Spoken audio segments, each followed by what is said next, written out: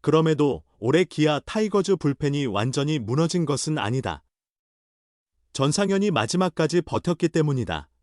기아가 이번 시즌 8위로 추락한 주요 이유 중 하나는 불펜의 무너짐이다. 2024 시즌 기아 불펜의 평균 자책점은 4.98로 리그 3위를 기록했다. 매우 좋은 성적은 아니었지만 타고 투저 환경에서 세 번째로 나은 수치였다. 그러나 이번 연도에는 5.22로 하락해 리그 9위로 곤두박질쳤다. 이번 시즌 K리그는 투고타저 경향을 보였음에도 기아 불펜의 평균 자책점은 오히려 전년보다 약간 상승했다. 이에 따라 리그에서 가장 취약한 불펜으로 전락하고 말았다. 무엇보다 핵심 역할을 맡은 마무리 정혜영, 60경기 3승 7패 27세이브 평균 자책점 3.79 블론 세이브 7회, 과 트레이드 영입된 조상우, 72경기 6승 6패 1세이브 평균 자책점 3.90 블론 세이브 3회에 동시 부진이 치명타였다. 두 선수가 합쳐서 기록한 블론 세이브 10개가 기아의 순위 경쟁에 심각한 영향을 끼쳤다는 사실은 부정하기 어렵다. 곽도규가 시즌 중 부상으로 이탈했고 최지민과 임기영이 2년 연속으로 부진에 빠졌다. 주력 중간 개투의 운용 폭이 예전보다 현저히 줄어든 상황에서 정혜영과 조상우까지 제 역할을 하지 못하자 기아 팬들의 기운도 빠져버렸다. 하지만 그럼에도 이 선수, 정혜영과 함께 여러 해 동안 기아의 9회말을 지켜온 전상현만은 올해도 끈질기게 버텼다. 이번 시즌 전상현은 74경기에서 7승 5패 1세이브 25홀드 평균 자책점 3.34를 기록했다. 피안타율 0.242, WRP 1.20으로 정혜영, 조상우보다 나은 성적이다. 홀드 부문 리그 5위이자 기아 불펜에서 가장 많은 이닝을 소화했다. 74경기, 70이닝, 25홀드는 전상현의 데뷔 이후 가장 많은 기록이다. 지난해에는 66경기 66이닝, 19홀드의 평균 자책점 4.09를 기록했다. 성적의 기복이 존재했다. 하지만 전상현은 전년보다 이번 해 더 나은 성적을 냈다. 정확히는 지난 시즌 중반 포크볼 사용 비율을 다시 높인 이후부터 올해까지 좋은 모습을 보인다. 전상현은 지난 시즌 동안 가까운 친구 김원중과 구승민, 이상 롯데 자이언츠의 조언으로 포크볼을 적극적으로 활용했다. 야구 통계 사이트 스태티즈에 의하면 전상현의 포크볼 사용률은 지난해 13.9%에서 올해 22.1%로 증가했다. 피안타율은 지난해 0.150에서 올해 0.258로 올랐지만 그럼에도 포크볼을 적극적으로 던진 것이 효과를 발휘했다. 2021년 어깨 부상으로 15경기만 출전했고 그 후에도 가끔 몸 상태가 좋지 않았다. 그러나 작년과 올해 전상현은 건강을 유지했다. 조상우가 1군에서 빠졌을 때 주된 셋업맨을 담당했고 정혜영이 1군에서 제외됐을 때는 임시 마무리 역할까지 수행했다. 조상우가 복귀한 후에도 시즌 말미에는 주 셋업맨으로 활약했다. 기아 불펜이 올해 큰 어려움을 겪었지만 전상현은 항상 자신의 역할을 다했다. 기아는 구단 인스타그램을 통해 선수들의 시즌 마무리 훈련 현장을 공개하고 있다. 주전 멤버들은 가을 교육리그에 참가하지 않고 광주에서 재활 훈련에 집중하고 있다. 전상현이 꾸준히 웨이트 트레이닝을 하며 체력 관리를 하는 모습도 확인된다. 이러한 노력이 항상 뒷받침되어 왔기에 현재의 전상현이 존재한다. 조상우와 이준영이 FA 자격을 얻었다. 두 선수 모두 내년에도 팀에 남을지는 불확실하다.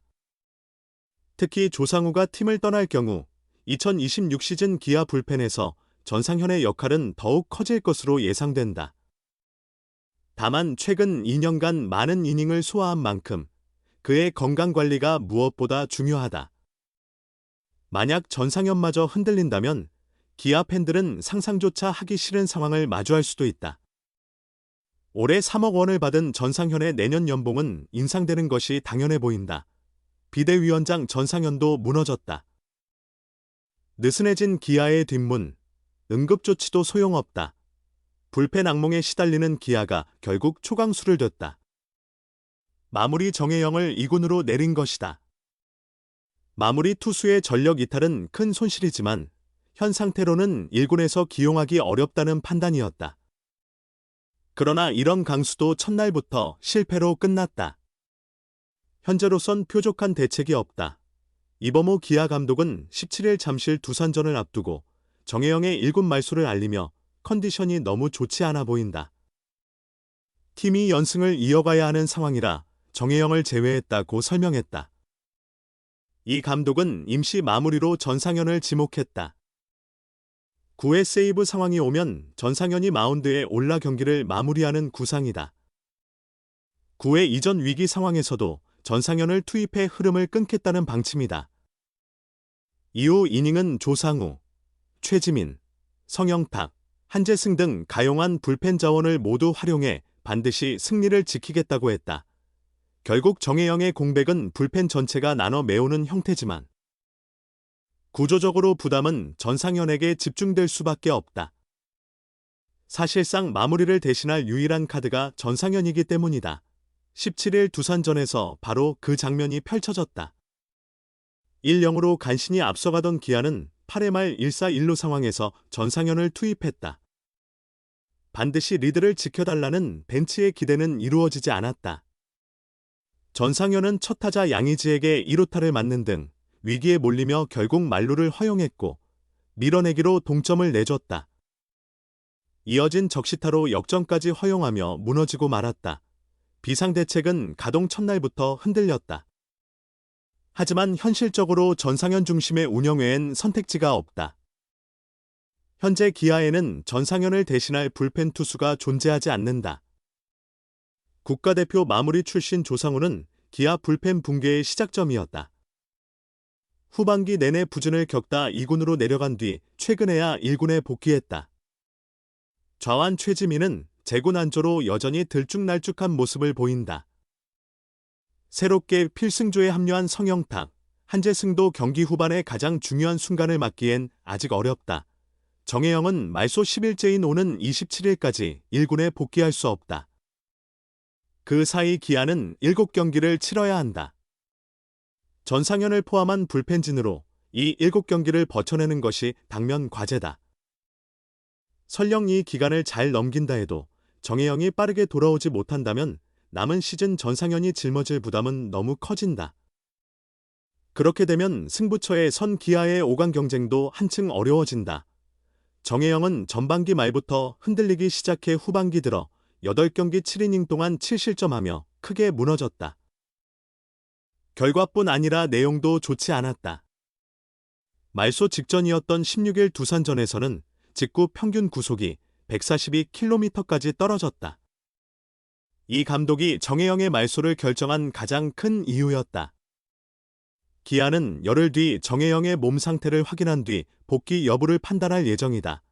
현재 정혜영은 블론 세이브 6개의 6패를 기록 중이다. 조상우 역시 블론 세이브 3개의 6패를 올리고 있다.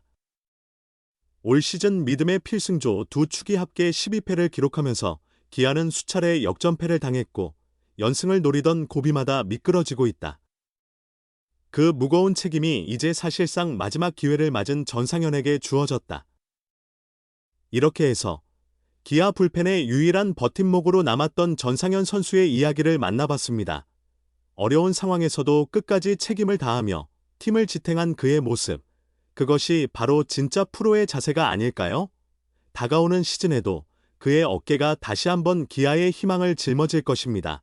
오늘도 시청해주셔서 진심으로 감사드리며 다음 시간엔 또 다른 야구 이야기로 찾아뵙겠습니다. 여러분, 항상 건강하시고 행복한 하루 보내세요.